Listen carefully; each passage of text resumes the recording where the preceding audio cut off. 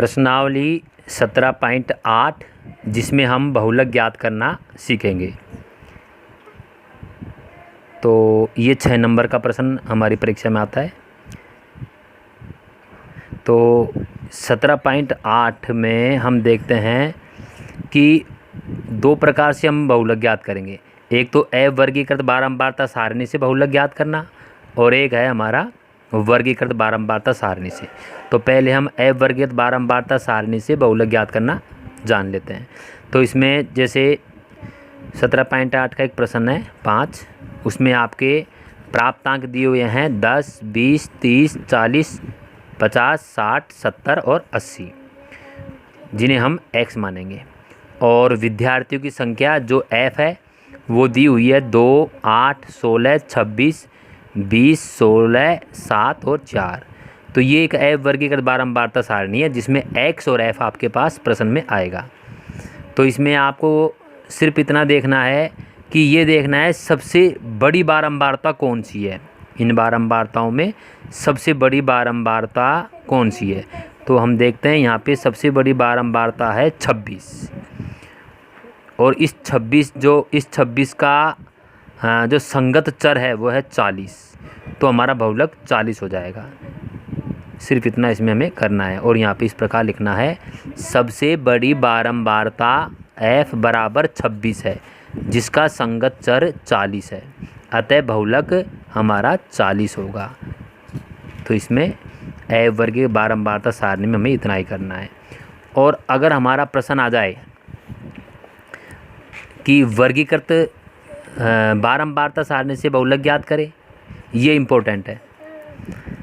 तो इसमें आपका प्रश्न संख्या 8 है जिसमें प्राप्तांक जो वर्गों में हैं वो दिए हुए हैं 20 से 30, 30 से 40, 40 से 50, 50 से 60 और 60 से 70। और छात्रों की संख्या f वो दी हुई है 4, 28, 42, 20 और 6। तो जब इसका हमें बहुलक ज्ञात करने के लिए कहा जाएगा तो इसमें आपको वही देखना है सबसे पहले कि सबसे बड़ी बारंबारता कौन सी है, 42 है। इसका संगत वर्ग है 40 से 50। तो ये संगत वर्ग हमारा बहुलक वर्ग कहलाएगा। तो इस प्रकार इस सारणी का बहुलक वर्ग हो जाएगा 40 से 50।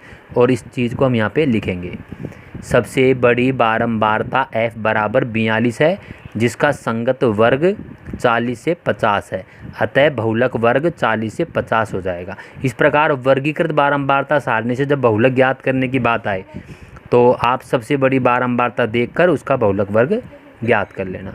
अब इसके बाद सूत्र का हम प्रयोग करेंगे।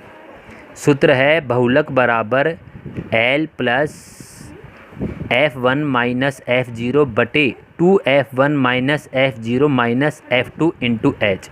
इस सूत्र का हम प्रयोग कर देंगे और इस सूत्र का हम प्रयोग करके बहुलक ज्ञात कर लेंगे। तो बहुलक ज्ञात करने से पहले इस सूत्र में यहाँ पे जो L है, F1, F0, F2 और H है, इनका मतलब हम जान लेते हैं।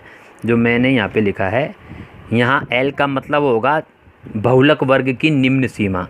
जो हमारा बहुलक वर्ग था 40 से 50, इसकी निम्न सीमा है 40। तो हमारा L हो जाएगा 40। फिर यहाँ पे F0, F1 और F2, F 3 प्रकार के आ गए, 0, 1, 2। तो जो हमारा 1 है वो हो जाएगा बहुलक वर्ग की बारंबारता। तो हम देखते हैं हमारा बहुलक वर्ग था 40 से 50, तो बहुलक वर्ग हमारा ये है। तो ये बहुलक वर्ग है, ये हमारा जो बहुलक वर्ग है ये होता है हमारा F1 और इससे पहले जो होता है वो होता है F0 और इसके बाद का जो होता है वो होता है हमारा F2। तो ये आपको ध्यान रखना है। मैं एक बार फिर बताता हूँ। यहाँ F1 का मतलब हो जाएगा बहुलक वर्ग की बारंबारता, F0 का मतलब हो जाएगा बहुलक वर्ग से ठीक पूर्व वर्ग की बारंबारता और F2 का मतलब होगा बहुलक वर्ग से ठीक बाद के वर्ग की बारंबारता। ठीक है। इसके बाद में हमारे सूत्र में H था जिसका मतलब होगा वर्ग अंतराल, जो हमारा है 10। जो हमारा वर्ग अंतराल है वो 10। तो इस प्रकार इन संख्याओं को इन संख्याओं को हम इस सूत्र में यहाँ जमाएंगे। 40 प्लस F1 हमारा 42 माइनस F0 28 बटे 2 F1 का मतलब 42 माइनस F0 का मतलब 28 माइनस F2 का मतलब 20 इंटू H का मतलब 10। ये संख्या हमने जमा दी। अब इसको हल करने के लिए हमें सबसे पहले हमें ब्रैकेट हल करना पड़ेगा। ब्रैकेट के अंदर की संख्याओं को हल करना पड़ेगा। तो जैसे पहले हम 42 में 28 घटाएंगे 14, 42 गुना 2 करेंगे 84। ये दोनों संख्या माइनस की है तो माइनस का चिन्ह लगा के इन दोनों संख्याओं को हम जोड़ देंगे। 28 और 20 48 इंटू 10। फिर 40 ऐसे कैसे आ जाएगा प्लस 14, 84 में से हम 48 घटाएंगे तो 36 आएगा इंटू 10। इसके बाद में हमें 14/36 को हम 2 के फाड़े से काट लेंगे। 2 के फाड़े से कटेंगे, 2 7 14, 2 एकम 2 1 और 2 अंट 16, 18 बार कट जाएगा इंटू 10। फिर इसके बाद में 7/18 और 10 को भी हम काट लेंगे 2 के फाड़े से। 2 पंजे 10, 2 नाम 18, तो 7 पंजे 35 और ये 9 बार कटा था तो 35/9 ही आ जाएगा और हमारी संख्या बनेगी 40 प्लस 35/9।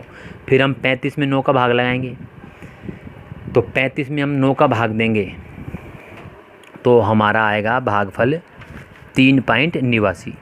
35 में 9 का भाग देने पर तो यहाँ पे हमारी संख्या जम जाएगी 40 प्लस 3.89 और 40 में 3.89 जोड़ेंगे तो हमारा उत्तर आ जाएगा 43.89।